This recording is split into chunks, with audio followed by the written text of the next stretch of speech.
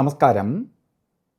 ആചാര്യ visual മീഡിയയുടെ പുതിയ ഒരു എപ്പിസോഡിലേക്ക് എല്ലാ മാന്യ പ്രേക്ഷകർക്കും സുസ്വാഗതം. ജ്യോതിഷ സംബന്ധമായ കാര്യങ്ങളെക്കുറിച്ചാണ് നമ്മൾ ഈ ചാനലിലൂടെ പറഞ്ഞു വരുന്നത്. ഇന്ന് പുതുവർഷത്തെക്കുറിച്ചാണ് പറയണേ. പുതുവർഷം എന്ന് പറയുമ്പോൾ മലയാളികളുടെ പുതുവർഷമായിട്ട് നമ്മൾ ചിങ്ങം 1 തൊട്ട് കർക്കിടകം വരെ പുതുവർഷമായിട്ട് നോക്കാറുണ്ട്. ജ്യോതിഷപ്രകാരം വിഷുഫലം മേടം തൊട്ട് മീനം വരെ വിഷുഫലത്തിന് വളരെ പ്രാധാന്യം ജ്യോതിഷത്തിൽ കൊടുത്തിട്ടുണ്ട്. ഇന്ന് ലോകമെമ്പാടുമുള്ള ആളുകൾ നോക്കുന്നതാണ് ജനുവരി 1 തൊട്ട് ഡിസംബർ 31 വരെ. ഈ 2026 പുതുവർഷം എങ്ങനെയായിരിക്കും, ഓരോ രാശിക്കാർക്ക് എങ്ങനെയായിരിക്കും എന്ന് നമുക്ക് നോക്കാം. കാരണം ഓരോ രാശിക്കാരും ഓരോ വർഷം പ്ലാൻ ചെയ്ത് മുന്നോട്ട് കൊണ്ടുപോകണം. കാരണം ആ വർഷത്തെക്കുറിച്ച് അറിഞ്ഞിട്ട് ആ ഒരു വർഷം നമുക്ക് എന്തൊക്കെ ചെയ്യാൻ പറ്റും, എന്തൊക്കെ ചെയ്തു കൂടാ എന്ന് മനസ്സിലാക്കി പോകുന്ന ഒരാളിനും തകർച്ച വരത്തില്ല. നമ്മൾ നോക്കാതെ ഓരോന്ന് ചെയ്ത് അപകടം വരുമ്പോഴാണ് ഒരു ജ്യോതിഷിയെ സമീപിക്കണേ. അപ്പോൾ നമ്മൾ വീഴുന്ന് കഴിഞ്ഞിരിക്കും, ആ ദോഷത്തിന് അടിമയായിരിക്കും. സമ്പത്താണെങ്കിൽ സമ്പത്ത് നശിച്ചിരിക്കും. പിന്നെ നമ്മൾ പോയി നോക്കിയിട്ടും വലിയ കാര്യങ്ങളൊന്നുമില്ല. പിന്നെ ഇത് എത്ര കാലം ഉണ്ട്, എങ്ങനെയൊക്കെ അതിജീവിച്ച് പോകാം എന്നുള്ളതിനെക്കുറിച്ച് അറിയാമെന്ന് മാത്രം. മറ്റത് അങ്ങനെയല്ല. നമുക്ക് ഓരോ വർഷവും ഒരു ആചാര്യൻ്റെ നിർദ്ദേശപ്രകാരം നോക്കി പോകുന്ന ഒരാളിന് തകർച്ച വരത്തില്ല. ഇന്ന് നമുക്ക് 12 രാശികളായിട്ട് തിരിച്ചിട്ടുള്ളതിൽ ഇന്ന് കന്യരാശിക്കാരുടെ ഫലത്തെക്കുറിച്ച് നോക്കാം. കന്യരാശിയിൽ ഉള്ള ആൾക്കാർക്ക്, കന്യരാശിയിലുള്ള നക്ഷത്രങ്ങൾ എന്താണ്? ഉത്രം നക്ഷത്രത്തിൻ്റെ 1/4 ഭാഗം, ആദ്യത്തെ 15 നാഴിക മാത്രമേ ചിങ്ങരാശിയിലുള്ളൂ.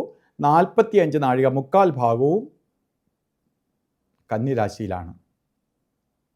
അപ്പോൾ ഉത്രത്തിൻ്റെ 1/4 ഭാഗവും അത്ത നക്ഷത്രം പൂർണ്ണമായിട്ടും ചിത്തിര നക്ഷത്രത്തിൻ്റെ ആദ്യ പകുതി ഭാഗവും കൂടി ചേർന്ന 2.25 നക്ഷത്രങ്ങളാണ് ശരിക്ക് കന്യരാശി. കന്യരാശിക്കാർക്ക് ഇപ്പോൾ കണ്ടകശനി ഉണ്ട്. അപ്പോൾ കണ്ടകനുണ്ടെന്ന് പറയുമ്പോൾ അത്ര കണ്ടകൻ എന്ന് പറയുമ്പോൾ ശനിയുടെ ദൃഷ്ടിയുണ്ട്. ശനിയുടെ ദൃഷ്ടി വരിക എന്ന് പറഞ്ഞാൽ കുറേ ടെൻഷനെ തരും. ശനി എപ്പോഴും ദൃഷ്ടി ചെയ്താൽ ശനി നെഗറ്റീവായിട്ട് ബാധിക്കും. കുറച്ച് തടസ്സത്തെ തരും, ടെൻഷൻ തരും, അസ്വസ്ഥതയുണ്ടാക്കും, ശത്രുക്കളുടെ എണ്ണം കൂടും, ശാരീരിക ബുദ്ധിമുട്ട് വരുത്തും. ഇതൊക്കെ ചെയ്യും. ഇതൊക്കെ നമുക്ക് ബ്ലോക്ക് ചെയ്യാം. ഇപ്പോൾ പൂർണ്ണ ദൃഷ്ടി കന്യരാശിക്കാർക്ക് പതിഞ്ഞിരിക്കുകയാണ്. 7ാം ഭാവത്തിലേക്ക് ശനി സഞ്ചരിച്ചുകൊണ്ട് നിൽക്കുകയാണ്. അപ്പോൾ നമുക്ക് ശനിയെ ബ്ലോക്ക് ചെയ്താൽ നമുക്ക് വ്യാഴം നിൽക്കുന്ന 10ലാണ്. അപ്പോൾ ഭഗവാൻ നിൽക്കുന്ന എവിടെയാണ്? കർമ്മസ്ഥാനത്ത് വ്യാഴം നിൽക്കുകയാണ്. അവിടുന്ന് മെയ് മാസം കഴിയുമ്പോൾ ലാഭസ്ഥാനത്തേക്ക് വരും. അപ്പോൾ നിങ്ങൾക്ക് ഈ ശനിയുടെ ഒരു ബ്ലോക്ക് മാറ്റിക്കൊടുത്താൽ ധനപരമായിട്ടും ബാക്കി കാര്യങ്ങളിലും ഒക്കെ പുരോഗതി വരാൻ പോവുകയാണ്. നിങ്ങൾക്കിതാ നേട്ടം വരാൻ പോവുകയാണ്, അപ്രതീക്ഷിതമായ ഉയർച്ച വരാൻ പോവുകയാണ് എന്ന് കാണിച്ചിരിക്കുകയാണ്. കാരണം ധനസ്ഥാനത്തേക്ക്, ലാഭസ്ഥാനത്തേക്ക് വ്യാഴം വരികയാണ്. അത് ഉച്ചത്തിൽ വരികയാണ്. 12 വർഷത്തിലൊരിക്കൽ മാത്രമേ ഉച്ചത്തിൽ വ്യാഴം കിട്ടുകയുള്ളൂ.